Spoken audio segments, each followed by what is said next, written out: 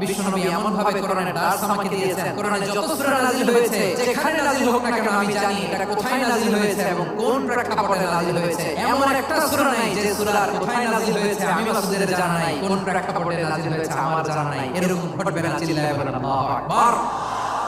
বিশ্বনবী একবার বললেন, ইবনে মাসউদ একবার শোনাও তো কোরআন দেখি। আব্দুল্লাহ ইবনে মাসউদ বললেন, নবী আপনার উপর কোরআন নাযিল হয় আর আমি আপনার সামনে কোরআন পড়ব।